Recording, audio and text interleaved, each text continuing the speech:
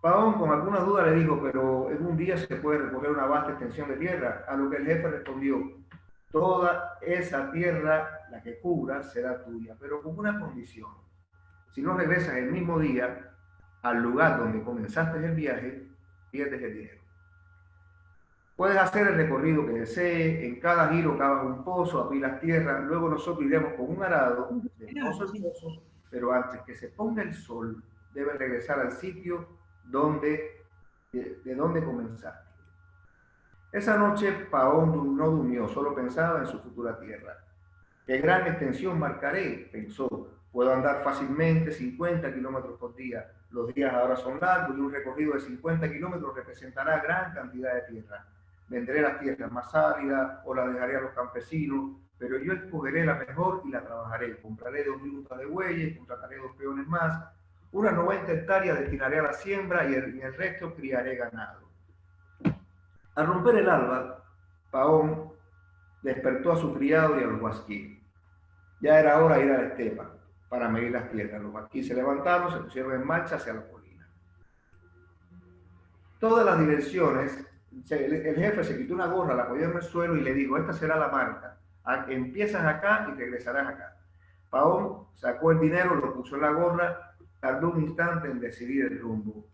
Todas las direcciones eran tentadoras, pero finalmente salió caminando sin perder el tiempo hacia el naciente, cuando el sol asomó sobre el horizonte. Cuando avanzó 1000 metros, se detuvo, cavó un pozo, apiló terrones de tierra para hacerlo más visible. Luego continuó, a cabo de un rato cavó otro pozo. Ya había caminado 5 kilómetros. Sintió calor, se quitó el chaquetón y continuó la marcha. Ya había recorrido el primer tramo, pero hay 4 en un día y todavía era demasiado pronto para virar, por lo que caminó otros 5 kilómetros más antes de dar el primer giro. Cuando avanzaba, mejor le parecía, cuanto más avanzaba, mejor le parecía la tierra. Avanzó un largo trecho en esa dirección, ya iba a girar de nuevo a la izquierda cuando vio un valle fecundo. Sería una pena excluir este terreno, pensó. El lino crecería muy bien acá. Así que rodeó el valle, cavó un pozo del otro lado antes de girar. La loma era apenas visible y apenas se veía un destello de sol. Estaba sudando y era muy sediento. Fue entonces que hizo el primer giro. Paón empezó a cansarse, los zapatos le molestaban, se los quitó, miró al sol y vio que era mediodía y el calor iba en aumento. Se sentó a descansar, comió pan, bebió agua, pero después de estar un rato sentado siguió andando. Caminaba con dificultad, sentía sueño, pero continuó pensando. Una hora de sufrimiento, una vida para disfrutarlo. Paón miró hacia la loma, el aire estaba brumoso y trémulo como el calor. A través de la bruma apenas se veía la gente. Siguió a lo largo del tercer grado, apurando el paso. Miró el sol. Estaba a mitad del cenit camino al horizonte y Paón aún no había recorrido 3 kilómetros de ese lado del cuadrado. Cavó un pozo, echó a andar su último tramo hacia la loma, pero con dificultad. Eran los últimos 15 kilómetros y estaba agotado por el calor. Tenía corte y magulladuras en los pies y ya le flaqueaban las piernas. Ansiaba descansar, pero era imposible. Si deseaba llegar antes del poniente, sabía que el sol no esperaría por él y vería que éste se hundía cada vez más.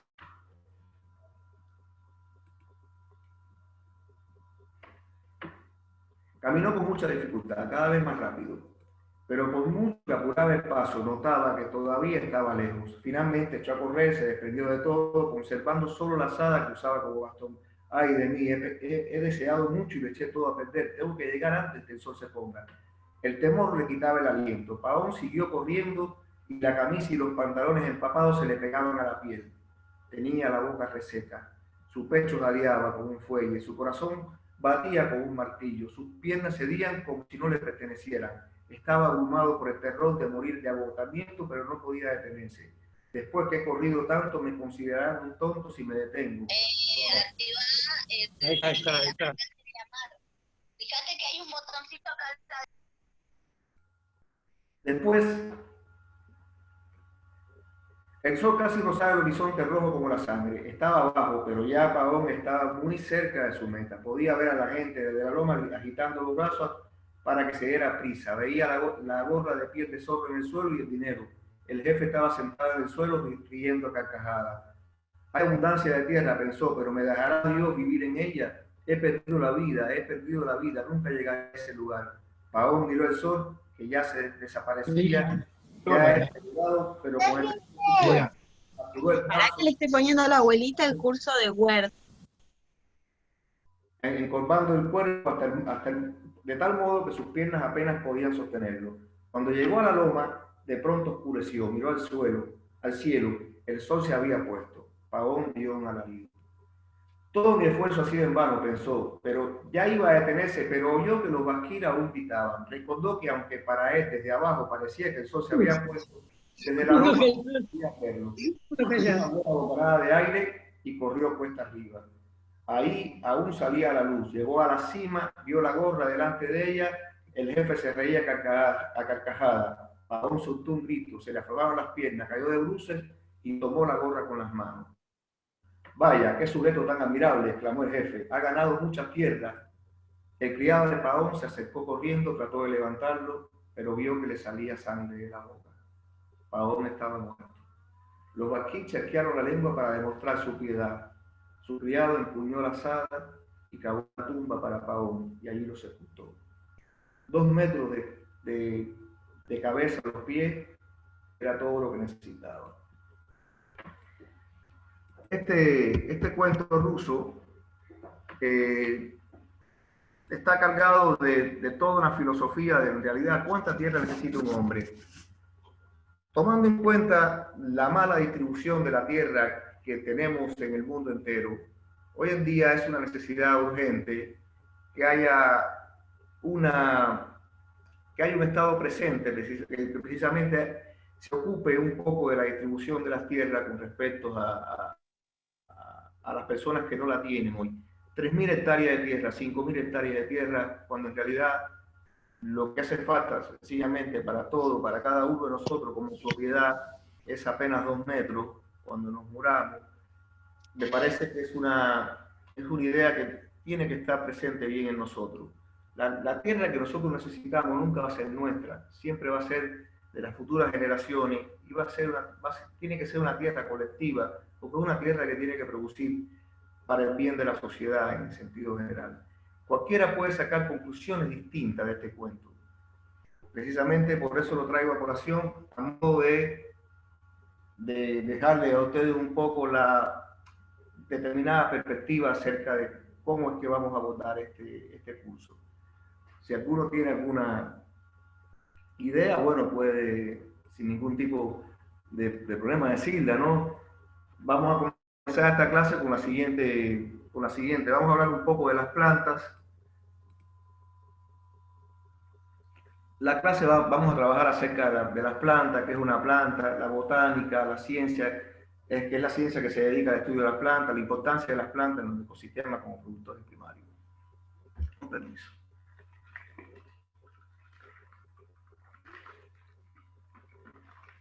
Antes de ver qué es una planta, nosotros vamos a ver qué lugar ocupan las plantas en los ecosistemas. ¿Qué cosa es un ecosistema? ¿Qué es una planta y cuáles son los niveles de organización de la materia? La materia, como nosotros la conocemos, tiene distintos niveles de organización. Y cada nivel de organización, cuando se complejiza, tiene propiedades emergentes nuevas. Por ejemplo, si vemos los primeros niveles de organización de un sistema determinado, vamos a ver los niveles atómicos y subatómicos, lo que incluye protones, neutrones, etcétera, para después formar átomos que tienen otras propiedades. Después llegamos al nivel molecular. Las moléculas no son más que la unión de varios átomos y que tienen propiedades diferentes a los átomos. Después, posteriormente, están las macromoléculas, que son niveles de organización mucho más grandes, que son las moléculas que forman nuestro organismo, las moléculas orgánicas que nos componen a cada uno de nosotros, que componen a las plantas, que componen a los organismos, etc. Y esas macromoléculas, dentro de esas también hay supramoléculas, moléculas tan grandes como el ADN, que son los que cargan nuestra información genética, y proteínas inmensas también que hacen distintas funciones en el organismo. Una vez que terminamos con este nivel molecular, habremos terminado con el nivel organizacional químico de la materia. Posteriormente, la materia se puede dividir en un nivel biológico, que podemos comenzar a ver con los orgánulos de la célula, con el nivel celular, a partir con los tejidos que forman nuestro cuerpo, que no es otra cosa que la unión de muchas células idénticas que van a cumplir una función específica en nuestro organismo o en el organismo de las plantas. Después, posteriormente, vamos a ver los órganos, el sistema de órganos, y posteriormente, por último, el organismo en sí mismo. Ya con el organismo en sí mismo, que puede ser lo mismo un musgo, que puede ser una araña, cualquier tipo de organismo, ya terminamos ahí ese nivel biológico para entrar en el nivel ecológico de organización de la materia. El nivel ecológico de la organización de la materia comienza con las poblaciones. ¿Qué cosa es una población? Una población se refiere a los miembros de una misma especie que la conforman: la población humana, la población de elefantes, la población de moluscos, la población de árboles de una misma especie. Ya por encima de ese nivel de organización, nosotros vamos a tener la llamada comunidad, que no es más que la relación que existe entre los animales y las plantas y los organismos vivos de una región determinada. La comunidad está formada por los pájaros y las semillas que comen y las plantas que comen. La relación que existe entre predador y presa forman una comunidad con todos los elementos bióticos que están presentes en esa comunidad.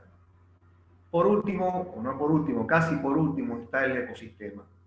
Al igual que la comunidad contempla toda la vida que está ahí adentro, pero también incorpora otros elementos, que son los elementos que no tienen vida, pero que sí forman parte indisoluble de esa vida. Por ejemplo, los ríos, las piedras, las rocas, las montañas, la tierra, el viento, todo eso forma un ecosistema. Y por último tenemos la biosfera, que está formada por todos los seres vivos del planeta en todas sus interrelaciones y por todos los ecosistemas.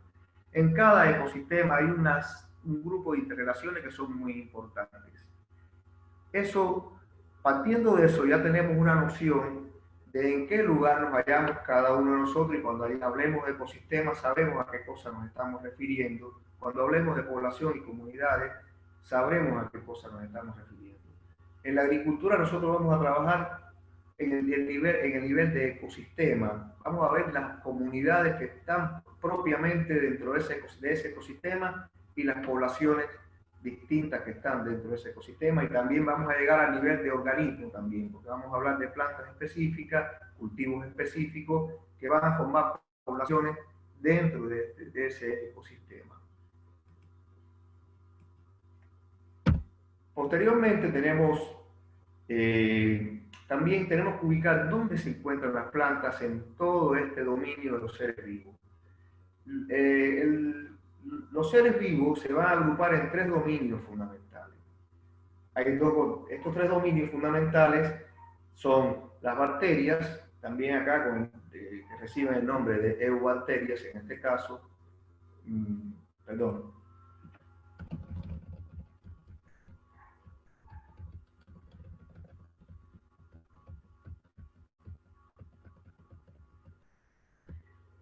Bacterias, las arqueas, que son muy parecidas a las bacterias. Para las bacterias son organismos unicelulares. Lo que tienen en común tanto las arqueas como las bacterias, que son organismos procariotas, son los microorganismos más sencillos, más simples que existen, que no tienen orgánulos dentro. Esas son células que no tienen orgánulos dentro, no tienen núcleo, y que todas las funciones se realizan en el citoplasma de esa célula. En cambio, los organismos eucariotas son aquellas células que son más complejas. Son aquellas células que tienen mitocondria, que nos permiten la respiración a nosotros, a los seres que utilizamos el oxígeno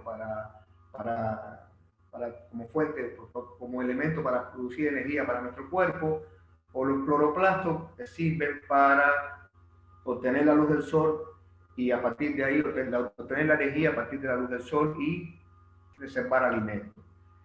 Esos eucariotas, que son muy complejos, pueden ser unicelulares, que son los llamados protistas.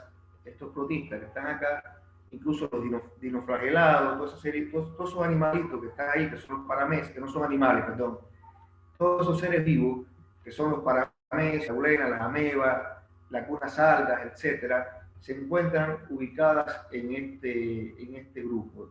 Y en este mismo grupo se encuentran tres reinos más, que son el reino de las plantas, el reino de los animales y el reino de los hongos, que son animales ya que son seres vivos con una organización ya distinta, que ya tienen tejido, que ya forman colonias, por lo menos células, que cumplen funciones diferenciadas. Las plantas, los animales y los hongos pertenecemos a este grupo que se llaman los eucariotas. Las plantas, como son los que nos interesan, ya las ubicamos en ese grupo en estos momentos. Ahora, ¿qué es una planta? La pregunta que nos tenemos que hacer es esta. Por supuesto, la respuesta es obvia. Si decimos que la planta es un ser vivo, estamos diciendo casi una perogrullada, ¿no? Pero son seres vivos que permanecen fijos en... Y esto es posible gracias a su nutrición autótrofa. Este concepto significa que son capaces de realizar fotosíntesis. Es decir, ellos mismos son capaces de producir su propia energía a través de la fotosíntesis, sin necesidad de obtenerla de otra fuente de energía viva. No tienen esa necesidad. La energía del sol llega a las hojas, la materia usan la energía del sol y usan el dióxido de carbono como la base fundamental para producir esa energía que se necesita en forma de azúcares o en forma de almidones, y posteriormente lo que toma del suelo no es energía, son sales, es el agua y la sal. El agua es muy importante para las plantas porque no se puede hacer, no podría obtener las sales que tienen que estar disueltas en agua para realizar las distintas funciones que las plantas hacen. La planta, por supuesto, toma, como decíamos, toma el dióxido de carbono con la luz del sol, más el dióxido de carbono forma los azúcares, la reserva de energía que la planta necesita, y al mismo tiempo elimina a la atmósfera oxígeno.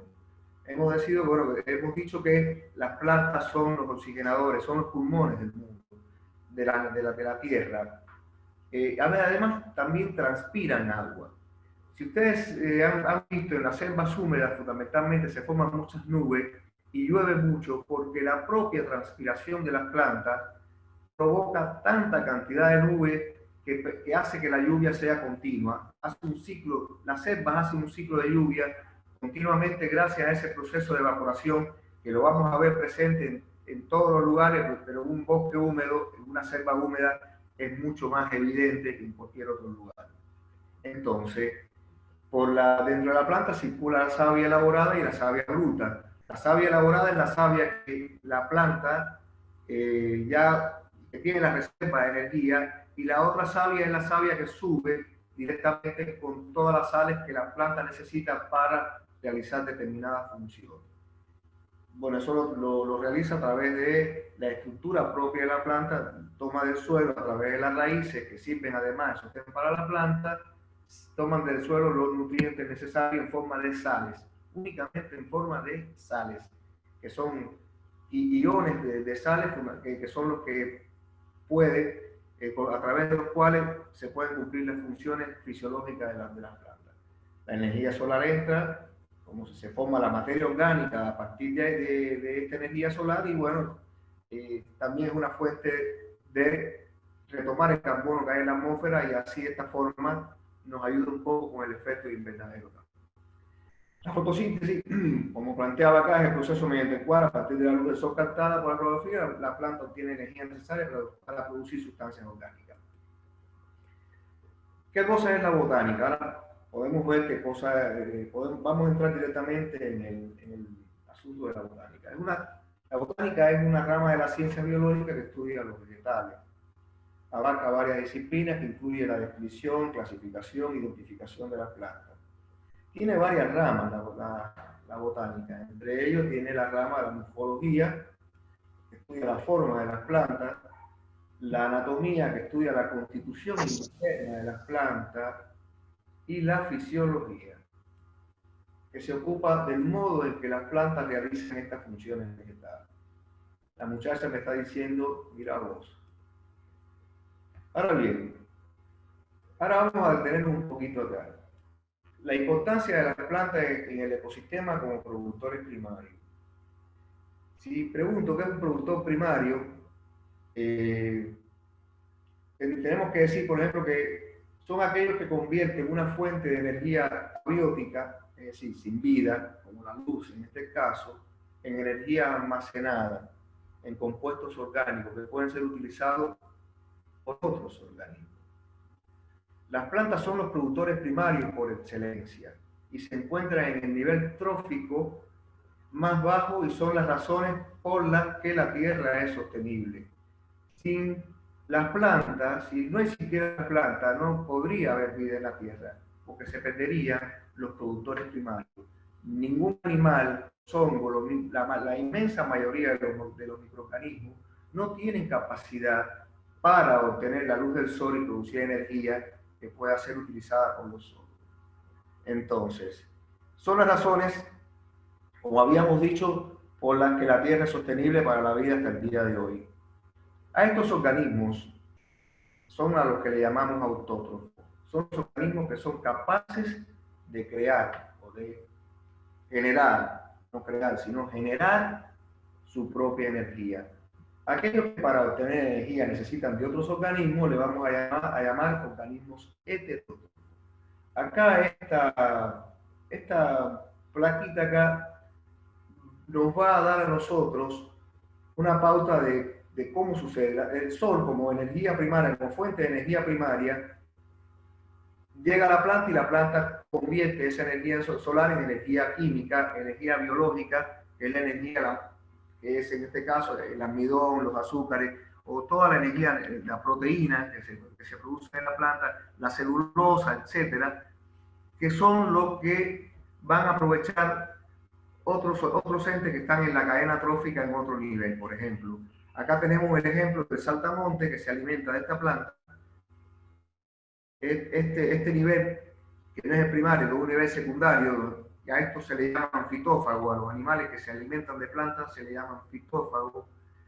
Luego tenemos otros animales que se alimentan de estos animales, que están en un nivel trófico un poco más alto en la cadena alimenticia, que son las ranas. Por ejemplo, esta rana, por ejemplo, se alimenta de este saltamonte. Y por último, la nutria, que está en el nivel superior de la cadena alimenticia, que se alimenta de la rana y que se alimenta de otros animales que se alimentan de animales también. Y también de animales que se alimentan de plantas directamente. Precisamente, las flechas verdes indican el paso de la energía de un nivel a otro. El saltamonte obtiene la energía de las plantas, pero no el 100% de la energía. Este saltamonte va a utilizar apenas el 10% de la energía, de la que consume el 10% para producir su economía, su cuerpo mismo y toda la energía que va a tener, que luego el otro consumidor va también a consumir. Siempre va a haber una pérdida de energía en cada paso de esto, porque bueno, hay energía que se pierde mediante el calor metabólico, pero hay energía que no puede ser consumida y que al mismo tiempo fue generada por el animal anterior, o que fue generada por la planta, pero que no puede ser consumida por el saltamonte o por la rana, y entonces se va a perder.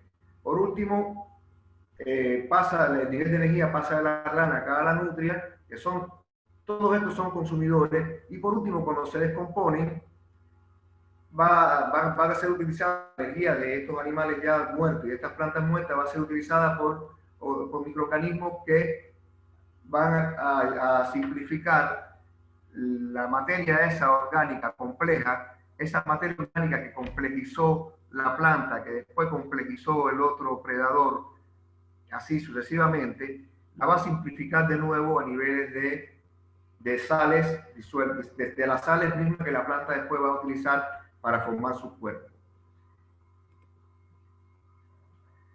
Esta otra parte, bueno, ya una vez que terminamos esto, si hay alguna pregunta, alguien que quiera preguntar algo, porque vamos a empezar con una...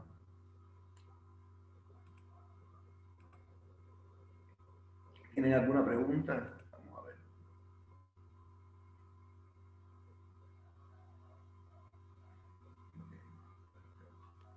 No hay pregunta, muy buena la explicación.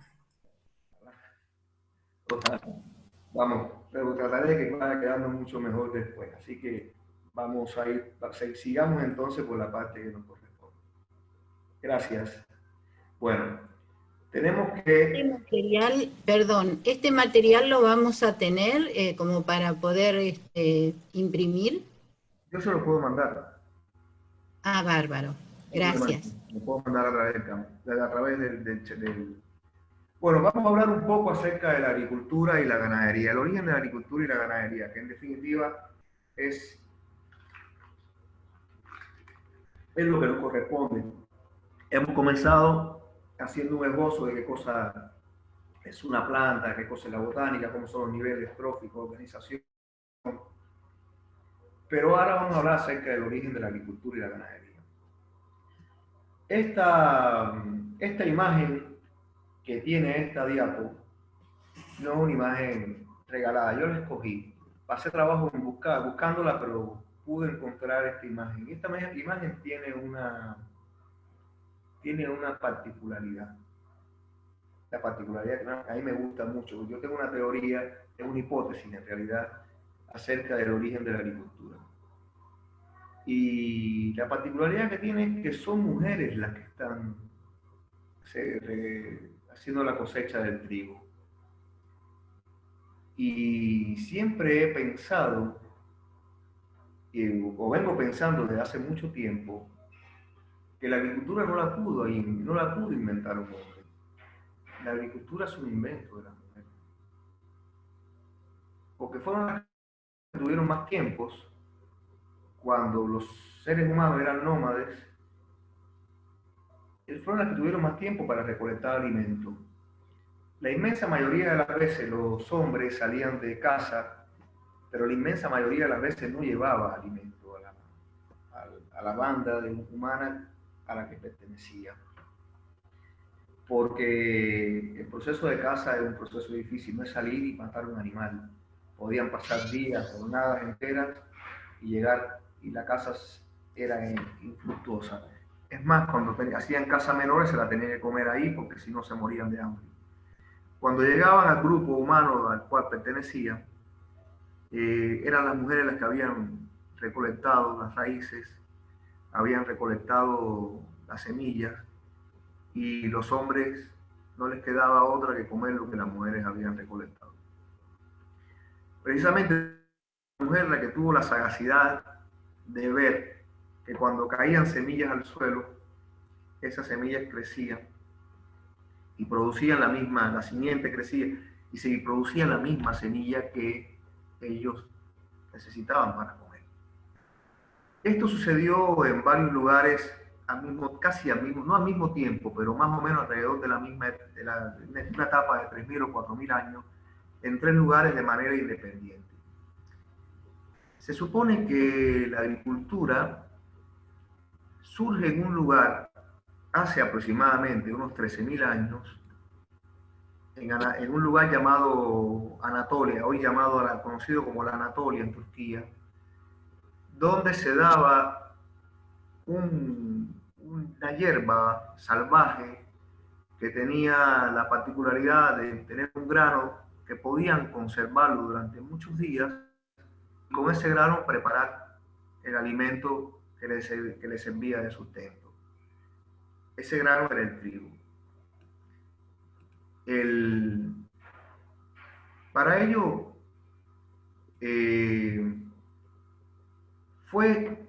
la pregunta que se hace mucho es si esto fue un avance o si fue un retroceso. Porque cuando comenzó la agricultura, en realidad, la variación de alimentación que tenía en otros momentos desapareció porque el hombre empezó a sentarse en determinado, el hombre y la mujer empezaron a sentarse en determinado lugar y la caza mermó considerablemente y entonces la variación, la variedad de alimentos disminuyó también considerablemente. Sin embargo, la agricultura garantizaba que en épocas de escasez, de grandes escaseces, el grano recolectado lo tenías ahí para satisfacer las necesidades nutritivas desde un momento determinado. En el 2500 o 11500 antes de la era cristiana, también llamada por muchos era vulgar, en lo que hoy es Turquía, los humanos comienzan a favorecer el crecimiento de las plantas que les son útiles. En este caso estamos hablando del trigo específicamente. El trigo fue la primera planta domesticada, cosechándolas en altas cantidades. Y también comenzaron a acorralar animales salvajes para que se acostumbraran a su presencia. Así es como empezamos a influir en la evolución de las especies. ¿Por qué? Porque el trigo salvaje había que domesticarlo y era necesario hacerlo porque no era el grano que produce una planta salvaje, no tiene, no es suficiente, no tiene la suficiente cantidad de energía como para, porque es muy pequeño, porque es menos productivo. Entonces empezaron a seleccionar las mejores especies, los mejores individuos para sembrarlo, y así poco a poco el hombre fue domesticando al trigo, domesticando el cereal, y así de esa forma también domesticó a los animales. Los convirtió en los animales domesticados como la cabra, la oveja, el pavo, la gallina, la oca. Los animales domesticados se hicieron cada vez más, menos ferales, menos salvajes, tenían una constitución distinta, eran más dóciles también. Y esto fue lo que fue sucediendo, pero también fue sucediendo con el trigo. Se domestica tanto los animales como al trigo, como las distintas especies vegetales. Se domestica buscando aquellas que sean más productivas.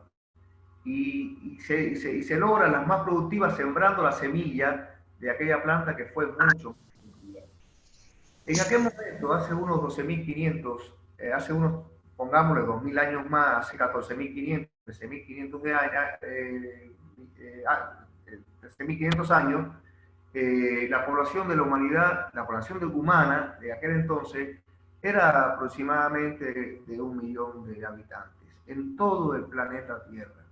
1 millón de habitantes en todo el planeta Tierra. Imagínense que nosotros tenemos en Capital Federal creo que 5 millones, y en La Matanza tenemos más o menos la misma cantidad.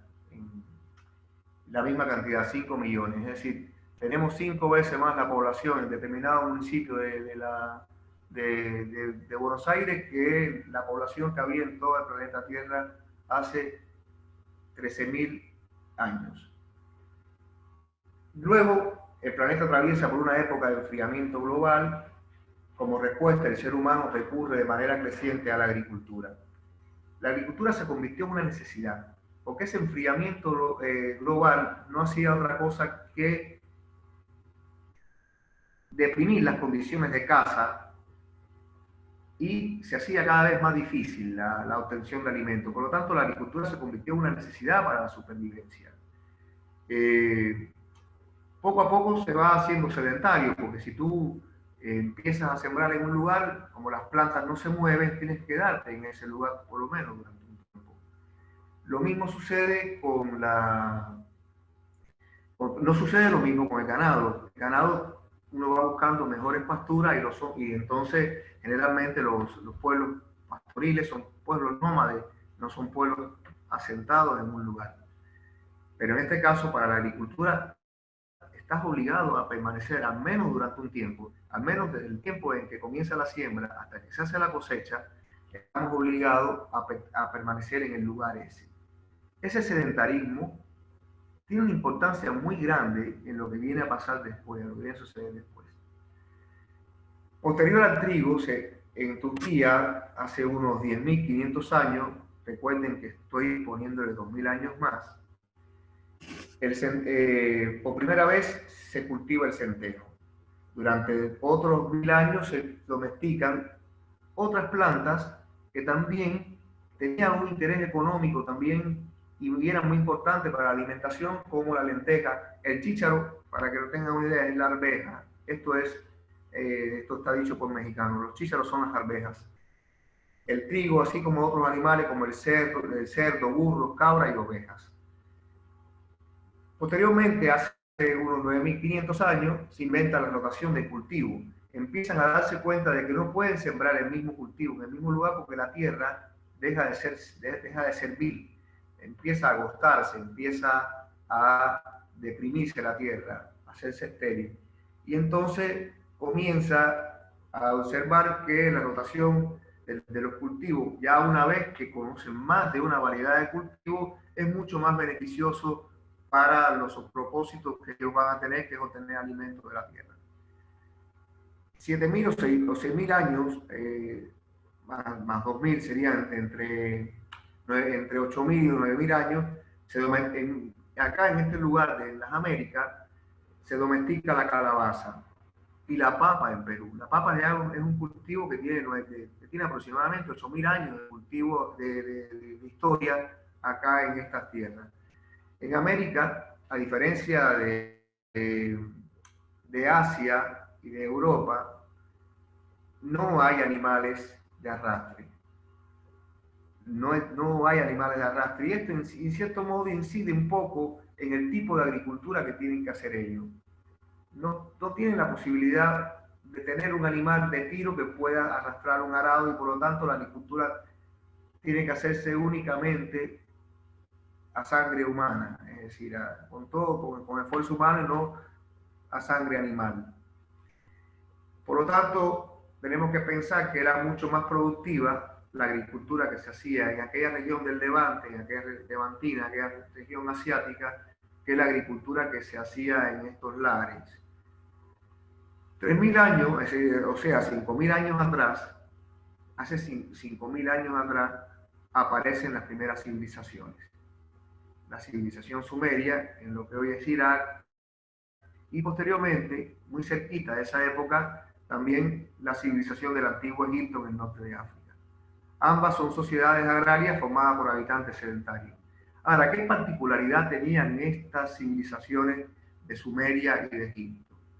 En primer lugar, tenían en Sumeria, en lo que es hoy Irak, había un valle muy fértil que año tras año las aguas que bajaban de las montañas del Cáucaso la fertilizaban, irrigaban, la fertilizaban, y era un valle que estaba conformado por la confluencia de los ríos Tigris y Éufrates.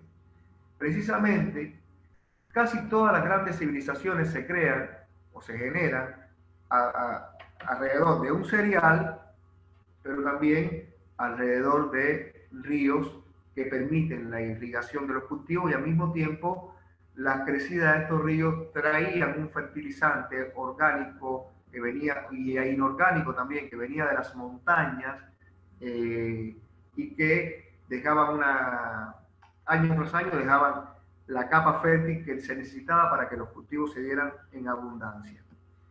Esto hizo posible, tanto en Egipto, en el delta del Nilo, como en la confluencia de los ríos Tigre y Éufrates, hizo posible que la organización política de la sociedad tuviera un nivel de organización mucho más grande que la que podía tener un pequeño pueblo sedentario. Entonces, acá surge por primera vez un Estado. Surge por primera vez un Estado. Y cuando surge por primera vez un Estado, se puede decir que surge la civilización. Junto con ese Estado surge también la escritura, surgen las leyes, surgen toda una serie de organizaciones, una división del trabajo que se hace mucho más evidente que en otros lugares más pequeños, donde aún cuando esas tribus son sedentarias, no la tienen por la cantidad de personas que habitan en ellas. Es decir, hay lugares muy pequeños donde las leyes no son necesarias, pero hay lugares donde la población crece sostenidamente porque hay abundancia de alimentos. Entonces tienen que existir leyes, tiene que existir una organización distinta, y siempre, por supuesto, existe quien se hace dueño de todo el excedente y quien dispone de eso. Surgen así también, a partir de ese momento, las grandes religiones que sustentan estos sistemas políticos que suben, que llegan, que están presentes en estos lugares. Por lo tanto, hace 5.000 años surge por primera vez la política. La política que no es otra cosa que las cuestiones de Estado, las cuestiones referidas a las ciudades. La palabra poli viene de ciudad, política es asuntos propios de la ciudad y surgen a partir de esto. Y la agricultura tiene una incidencia muy grande. En esta primera parte del surgimiento de la agricultura, yo puse como tema el ser humano domestica al cereal. Pero ¿hasta dónde lo domestica? Lo domestica hasta este punto. Ahora, ¿qué pasará después? Después, ¿quién domesticó a quién? Porque a partir de ese momento, todas las relaciones políticas de los asentamientos de estos humanos grandes tienen una impronta muy importante gracias precisamente a la agricultura.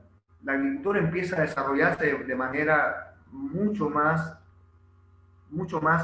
rápida y además acelerada, se desarrolla de una forma mucho más acelerada.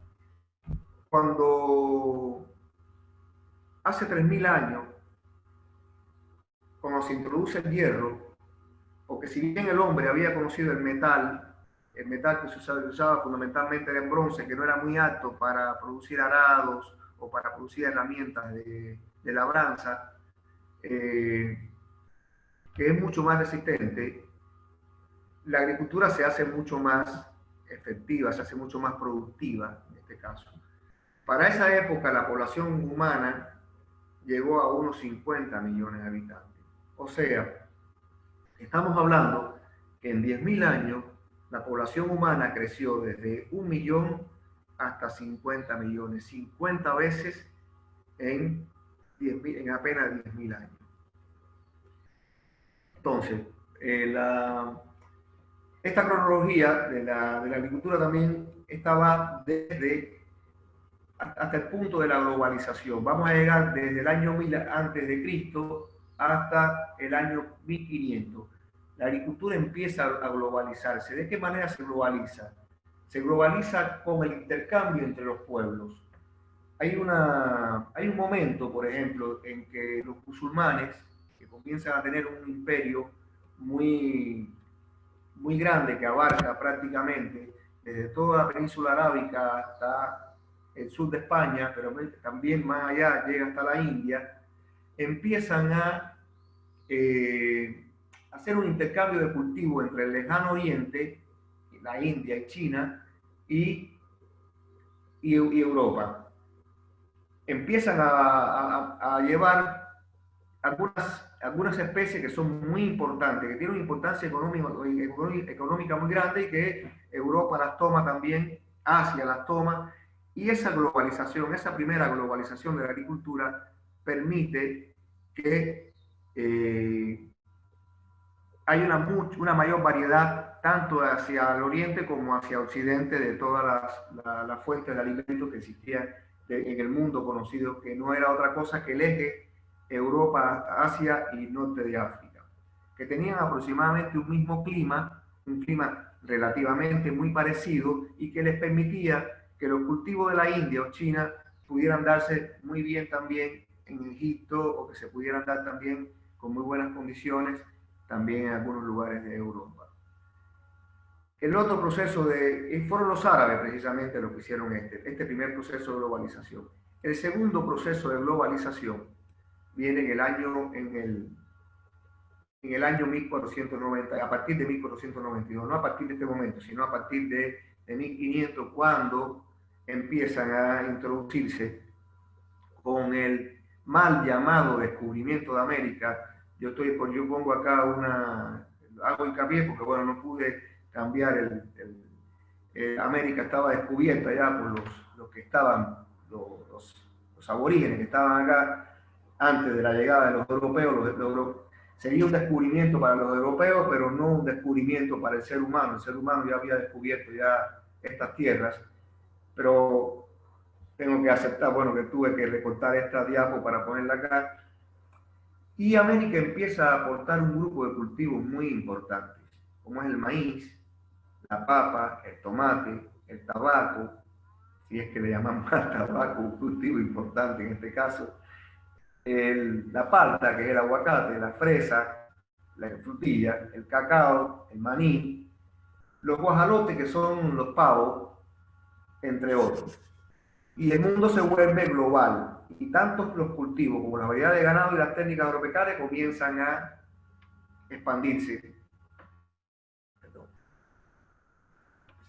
De hecho, cuando la papa llegó a Europa, muchos países la adoptaron como alimento casi único para resolver los problemas de alimentación. Uno de estos países fue Irlanda. En Irlanda, a mediados del siglo XVIII, sucedió una cosa.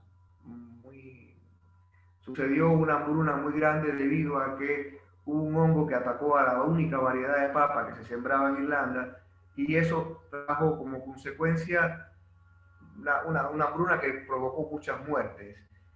Eso porque el hecho de haber obtenido, de haber adquirido la papa como alimento, una papa que era propia de otro continente, pero al mismo tiempo que fuera la única fuente de alimentación, de energía que les servía, que tenían para llevar a la mesa, cuando llegó una peste que acabó con los cultivos, gran parte del pueblo irlandés feneció de hambre, y tuvieron muchos que emigrar hacia otros países.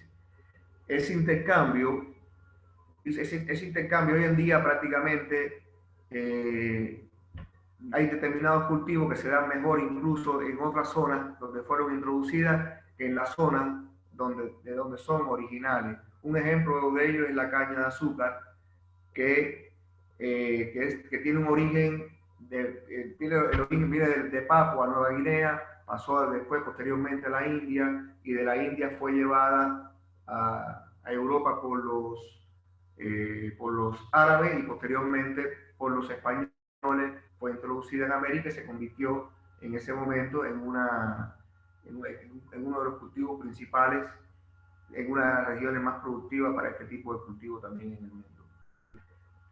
La última etapa de la... Creo que hice algún disparate acá. Perdón, saco, entro y salgo.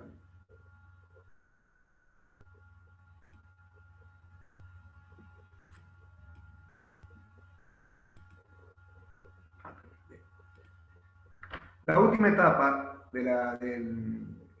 la última etapa de la agricultura que vamos a hablar, de la historia de la agricultura que vamos a hablar, se llama una etapa a la que le pongo el nombre de Quo Vadis.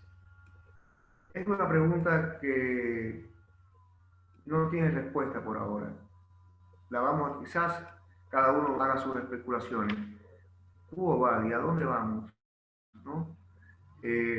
Quo Vadis era la contraseña que se daban los cristianos en época en que eran perseguidos por los romanos, para reconocerse entre ellos. ¿A dónde vas? ¿A dónde vamos? Sería la pregunta.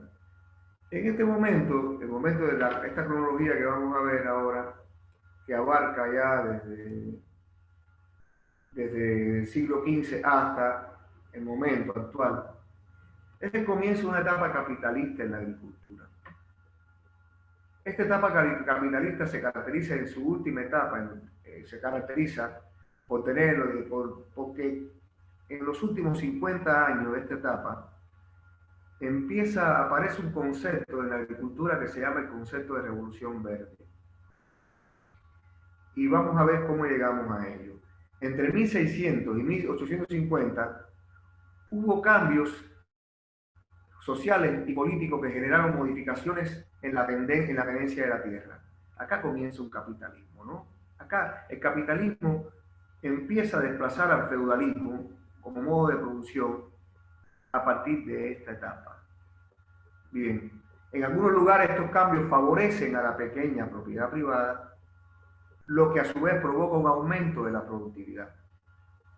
Indiscutiblemente el capitalismo produce un aumento de la productividad con respecto al feudalismo. Las relaciones feudales son relaciones atrasadas porque el capitalismo tiene la ventaja de introducir nuevas técnicas y utilizar la ciencia en su beneficio. Muchos campesinos quedan desocupados y se van a vivir a las ciudades donde se convierten en obreros y participan en la revolución industrial. La población mundial para esta época ya era de 1.000 millones de años. Había crecido 20 veces con respecto a 3.000 años atrás. Fíjense, pasaron 10.000 años para que la población fuera de 1 millón a 50 millones de habitantes. Y pasaron aproximadamente 3.000 años nada más para que fuera de 50 millones de habitantes a 1.000 millones de habitantes. Posteriormente, eso fue hasta 1850. En el periodo de 1900 a 1999 hay cambios en la agricultura y la ganadería que en el resto de toda la historia de la humanidad. Ya en el año 1892 se inventa el tractor de gasolina a nafta. Ya se crean otras maquinarias para la siembra, para la fumigación, para la recolección, la limpieza de cosecha o la clasificación de los cosechados, haciendo que las tareas agrícolas ganen en velocidad y escala. Entonces, ¿cómo sucede esto? Entre 1930 y 1940, las compañías inglesas crean el primer fertilizante artificial. Acá empieza ya la productividad se hace mucho mayor. Es decir, si antiguamente el rendimiento podía ser de 1 tonelada, pongamos por X cantidad de tierra, a partir del empleo de fertilizantes, ese rendimiento se hace cada vez mayor, se hace mucho más grande. Cuando hay suficiente cantidad de alimento, empieza a haber un excedente de alimento, hay una tendencia de la población mundial a crecer. Y ya para este momento, es decir, de 1.000 millones de habitantes en 1850, ya entre 1930 y 1940 ya tenemos 2.000 millones. Se duplicó en muy poco tiempo. Después luego, entre 1940 y 1950, se inventan los pesticidas artificiales. Porque si bien los fertilizantes químicos o los fertilizantes sintéticos producían una gran cantidad de la producción, aumentaba la productividad, también sucedía que los insectos que atacaban esos cultivos también se multiplicaban más, y entonces eso provocaba que el rendimiento no fuera el óptimo porque había una competencia por parte de animales del entorno que se convertían en plagas. Entonces, a partir de ese momento, se inventan los pesticidas. No es que se inventen, los pesticidas estaban inventados, existían, pero alguien se dio cuenta de que estos pesticidas artificiales le servían a la agricultura para eliminar las potenciales plagas. Y así, el rendimiento ese que uno lograba con la fertilización química se mantuviese, partiendo de que no había ningún competidor que también se aprovechara de ella en su beneficio. Este uso de DDT fue tan indiscriminado que en muy poco tiempo, estamos hablando de la década del 40 y del 50, en muy poco tiempo, en 1962, algo de lo que vamos a hablar en clases posteriores, una científica y escritora también llamada Rachel Carson escribieron un libro que se llamó La Primavera Silenciosa, donde en ese libro se hacía notar ya el daño que estaban ocasionando estos pesticidas, son fundamentalmente el DDT, en los ecosistemas. Es decir, en muy poco tiempo, desde 1940 a 1950 hasta 1962, ya se estaban viendo los efectos que producían los insecticidas. Y a partir de ahí se empieza a tomar cierta conciencia por parte de cierta parte de la población, pero que todavía hoy en día es algo que está latente, es una lucha latente hoy en día contra el uso de agrotóxicos, que precisamente el hecho de mantener una agricultura de alta productividad te obliga prácticamente a esa gente a utilizar los agrotóxicos estos para que esa agricultura, esa productividad no se le vaya en comida para los predadores, para las plagas. Luego, posteriormente, entre 1950, la mecanización, el control de la plaga, la fertilización y mejoras en la agricultura, en la ganadería, aumentan la productividad, sobre todo en los países más ricos. Y acá viene un concepto del que vamos a hablar en otro momento. Vamos a hablar en otras clases, que es el concepto de revolución verde. La introducción a la revolución verde parte de acá, de los fertilizantes, y parte también del uso de pesticidas, pero también parte también del uso de variedades también mejoradas genéticamente. Y este concepto de revolución verde hay que tomarlo con pinzas, porque no todo concepto revolucionario es un concepto positivo.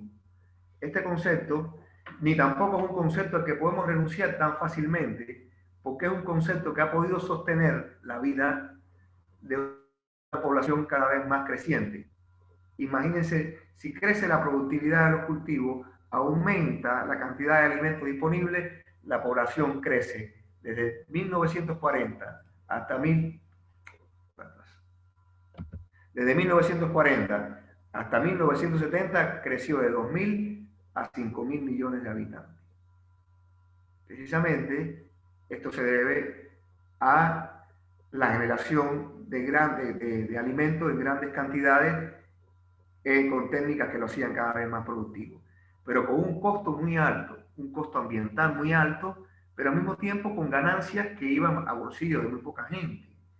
Precisamente no es una agricultura que lleve implícito el concepto de justicia social, no es una agricultura que está diseñada para resolver los problemas de la sociedad, aunque aparenta que eso es así, en realidad es para meter en el bolsillo de los grandes tenedores de tierra y de los grandes pools de siembra mucha cantidad de dinero. Posteriormente, estos alimentos surge en el año 1994, surge el primer alimento modificado genéticamente, que es un tipo de tomate que se logró en determinado laboratorio. Yo no tengo seguridad si este es el tomate al que le insertaron un gen para producir un edulcorante. No tengo seguridad, me voy a enterar para la próxima clase, se lo voy a decir. Bueno, después viene el uso de transgénicos a partir del nuevo milenio. Los transgénicos están presentes en la mayoría de los países de alto ingreso. La población creció en muy poco tiempo, desde 1994 hasta 2010 a 6.000 millones de habitantes. Incrementó en 1.000 millones de habitantes, en muy poco tiempo. Si bien se había demorado, de 1.000 a 2.000 se había demorado aproximadamente unos casi 100 años, acá en aproximadamente 5 años creció en 1.000 millones de habitantes.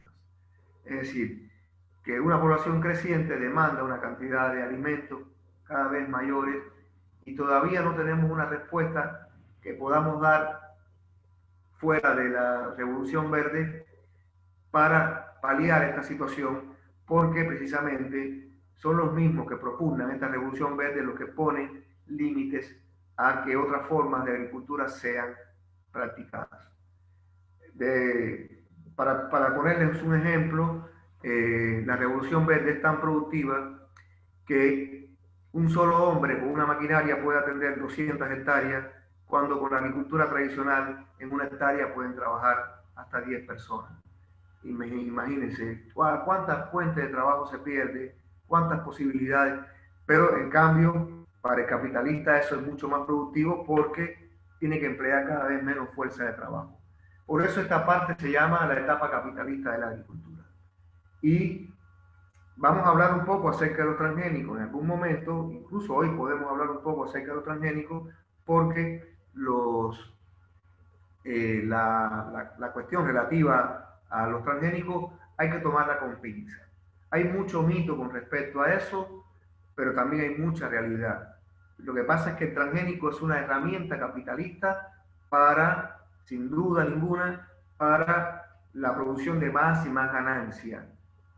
La utilización precisamente de esto para producir más ganancias, pero al mismo tiempo, en muchos casos no el transgénico mismo, sino lo que hay alrededor del transgénico, el paquete tecnológico que hay detrás del transgénico, es lo que precisamente es inaceptable desde el punto de vista ético. Estamos hablando, por ejemplo, de determinadas sojas que el transgénico en sí no hace daño al ser humano, pero lo que sí hace daño es que ese transgénico se utiliza para poder aplicar, para que sea resistente al glifosato y aplicar grandes y grandes cantidades de glifosato que afectan a las poblaciones cercanas y afectan también las napas también y contaminan nuestro medio ambiente, nuestro suelo, de una manera bastante significativa. Por último, quisiera ya, no sé, me quedan creo que 10 minutos, ¿no? Vamos a aprovechar estos 10 minutos. Me gustaría hablar, ya que estamos hablando de la agricultura, de los orígenes, ya para como una pincelada final, mostrarles cuál es el origen de algunos alimentos, de algunos de los alimentos que consumimos fundamentalmente, el origen geográfico de ellos, que los cuales también vamos a hablar posteriormente en otras clases, pero en este momento vamos a dar una panorámica de ellos. Por ejemplo, tenemos que algunos alimentos que son originarios de África, como el melón, el café, la nuez de cola, el mijo africano, el té, son granos fundamentalmente, y estos son algún tipo de hortaliza también que se utiliza también para el consumo en África, pero que también han sido globalizadas, es decir, en muchos lugares del mundo se cultiva. Nosotros decimos, perdón, dije melón, es sandía, me refiero a la sandía, no a melón. Alimentos originarios del Medio Oriente, el rábano, la cebolla, el perejil, la mostaza. Algunos alimentos originarios también del Medio Oriente, también, como la cebada, la avena, el trigo, el lino, la lenteja, el sésamo, el guisante. Este guisante aparece con el nombre de chícharo en algún lugar, pero es otra cosa que la avena, los garbanzos y la lechuga. Originarios de América del Norte, los chiles, el maíz, la palta, los frijoles, que son los porotos, el girasol, los arándanos y el arce. El arce es un árbol del cual se extrae un jugo azucarado que se vende como jarabe de arce, que tiene muy buena demanda en los países fundamentalmente del norte. Acá tenemos algunos frutos de bosque, de bosque rojos, alimentos originarios también de América del Norte, la papaya, también frutos rojos también, la vainilla, que es originaria de América Central, el maní, tomate, las habas. Esto que está acá es el ágave. De esta planta se hace el tequila, se saca un producto para hacer el tequila, pero también es una planta que produce fibra sintética, no fibra natural para la producción de cuerda, las ropa también cuerda. El cacao, también de América del Sur, la frutilla, la batata, el ananá, la patata, el azúcar y la grosella de Asia, son alimentos propios de Asia. También otros alimentos de Asia, muchos de los cuales no conocemos, el coco sí, el kiwi también, estos dos son un poco más raro para nosotros. El caqui, el melocotón, que es el durazno, ruibarbo, ajonjolí. Acá hay una cuestión, el ajonjolí, el sésamo es lo mismo. Y así algunos alimentos de Australia, propios de Australia, de Europa del Norte, tenemos los rábanos fundamentalmente, mostaza también. Y alimentos, el centeno, las espinacas. De la parte mediterránea, bueno, tenemos estas plantas que están acá, como vamos a ver en algunas clases, tanto el coliflor, el brócoli, la col rizada y el repollo, es una misma especie de planta, pero que tiene variedades distintas. eso lo vamos a ver posteriormente. Vamos a ir poco a poco sobre el tema ese. Posteriormente, bueno, de la parte mediterránea, el hígado, las moras, las aceitunas, a quien no le gustan, las granadas. Y por último, quería terminar con una frase de Jenofonte, que fue un historiador y militar filósofo de la antigua Grecia. La agricultura para un hombre honorable y de alto espíritu es la mejor de todas las ocupaciones y artes por medio de las cuales un hombre puede procurarse el sustento. Muchas gracias.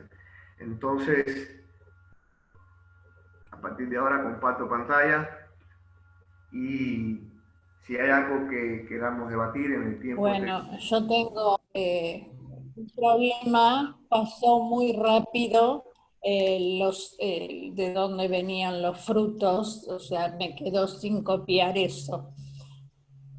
Entonces le puedo pasar a ustedes esta presentación para que la tengan. ¿Les parece? Sí, está bien. ¿Sí? Les paso la presentación, así la tienen y... Me parece Sí, bárbaro. sí. A mí también me gustaría. Va a ser útil. Sí, ahora mismo se la voy a pasar directamente Por mail. ¿Usted lo va a hacer por mail? No, se la paso por WhatsApp. Por WhatsApp. Bueno, Bueno, está bien. sí la escaneamos. Está bien, está bien. Si la tienen, pueden verla. Hay algunas cosas que posiblemente lo que haga es que esta Muy la van a... interesante. ¿Sí? ¿Sí? ¿Quién decía? ¿Alguien decía algo? Interrumpía a alguien ahí. Muy interesante todo lo aprendido, lo poco que hemos aprendido. Bueno, miren, trataré por todos los medios de no tartamudear mucho, ¿no? Ahora me cuesta trabajo porque estoy entrando un poco en calor en esta. Siempre la primera clase me tocó.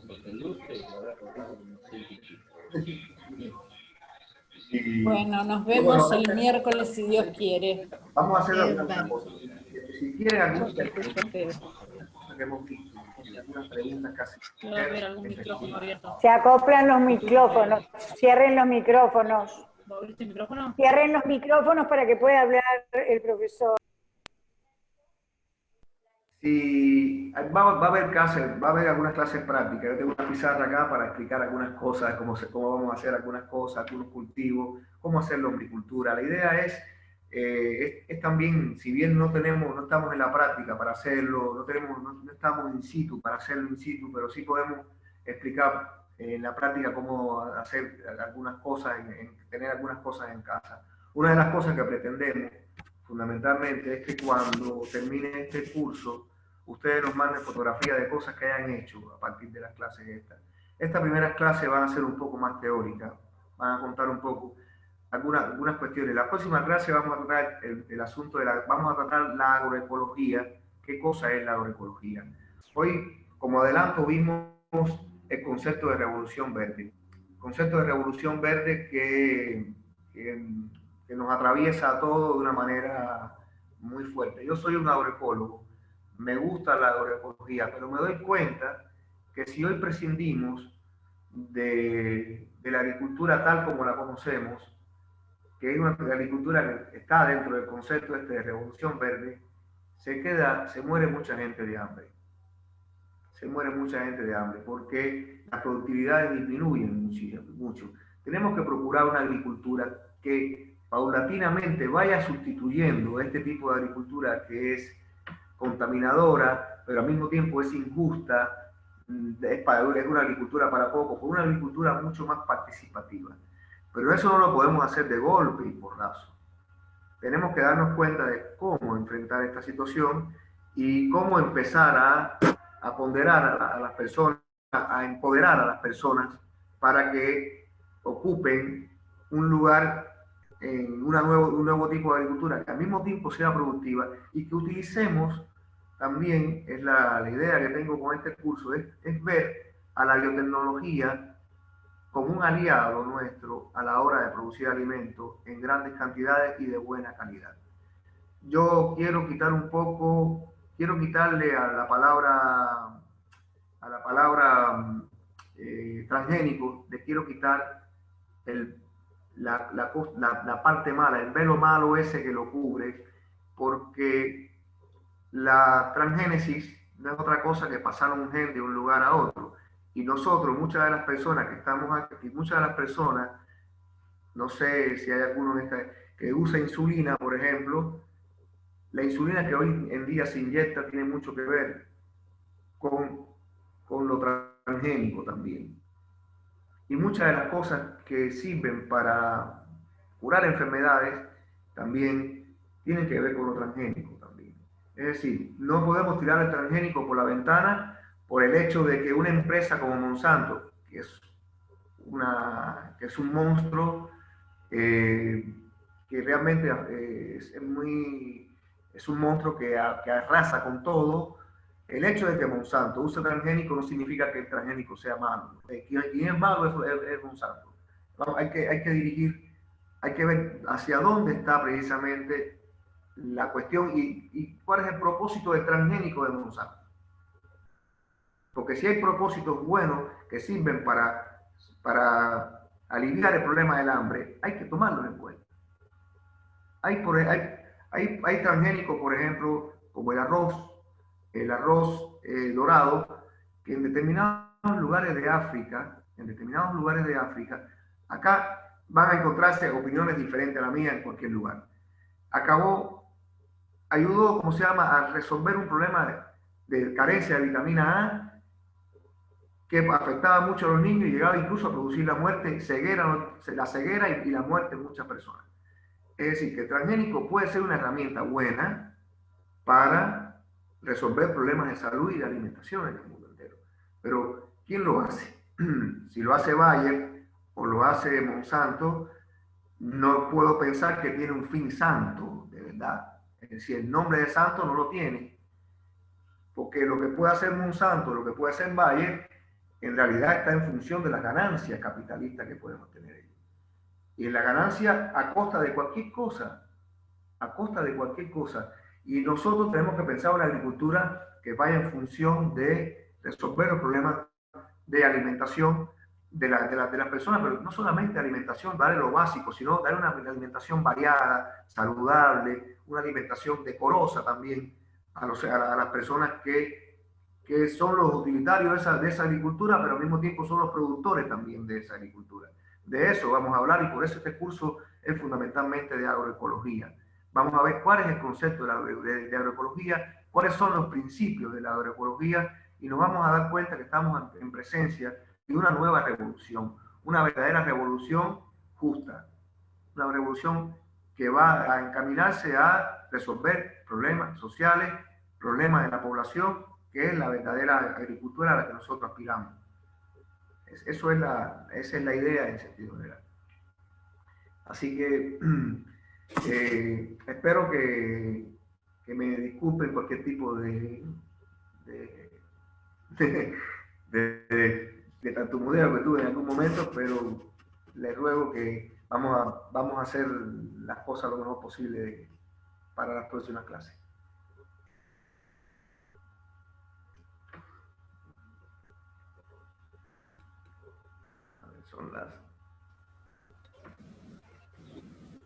Son las 19:34, yo me puedo quedar, no hay problema. Bueno. Hasta el miércoles. Vamos a hablar de agroecología. La clase va a ser de agroecología. Muchas gracias. Y después, gracias. Gracias por todo. Muy bueno estuvo. Ahora les mando eso. Bueno. Gracias por la clase. Será hasta la próxima. Chao, chicas. Hasta el miércoles. Hasta el miércoles. Hasta el miércoles. Hasta el miércoles, profe. Hasta el miércoles. Gracias por todo. Gracias. Hasta el miércoles, profe. Muchas gracias. Muy linda la primera clase. Gracias a ustedes por la participación. Bueno, hasta el miércoles. Gracias por la clase. Nos vemos. Nos vemos. Chao.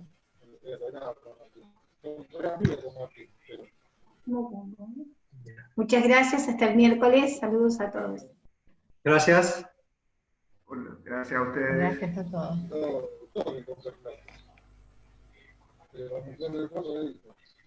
Saludos, nos vemos.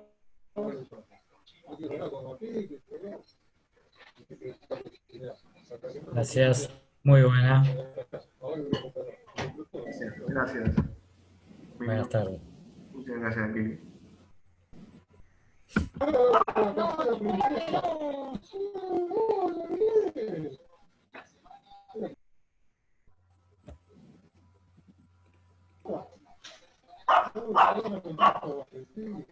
Y no sé, a lo que me queda acá, ¿le gustó el cuento ruso? ¿El cuento de Pavón le gustó?